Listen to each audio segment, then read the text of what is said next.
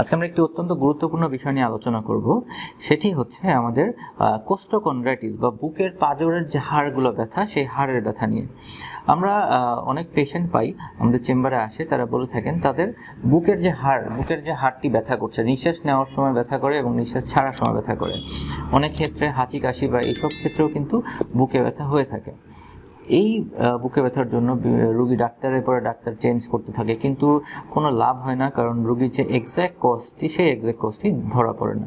এই জন্য বুকের রিবের কোনো ব্যথা হলে অবশ্যই আপনার একজন ফিজিক্যাল মেডিসিন এবং রিহ্যাবিলিটেশন বিশেষজ্ঞ ডক্টরের শরণাপন্ন হবেন। ডক্টর আপনাকে দেখে প্রয়োজনীয় পরীক্ষা নিরীক্ষা করবেন, প্রয়োজনীয় ক্লিনিক্যাল এক্সামিনেশন করবেন। এই এক্সামিনেশনের ফলে আপনার যে রোগটি, সেই রোগটি বেরিয়ে আসবে। এবং বুকের কোস্টোকন্ড্রাইটিস বা এই টাইপের যদি রোগের কারণে আমরা যে কমপ্লিকেশনটি হয়ে থাকে সেটা হচ্ছে হাড় ক্ষয়।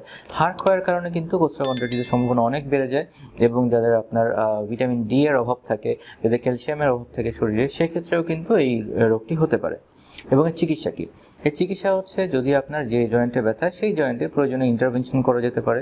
পিআরপি থেরাপি হচ্ছে এই রোগের সর্বাধুনিক চিকিৎসা, সবচেয়ে বেশি ভালো হয় এই রোগ পিআরপি থেরাপিতে, এবং সাথে হাড় ক্ষয়ের জন্য ক্যালসিয়াম এবং ভিটামিন ডি থেরাপি।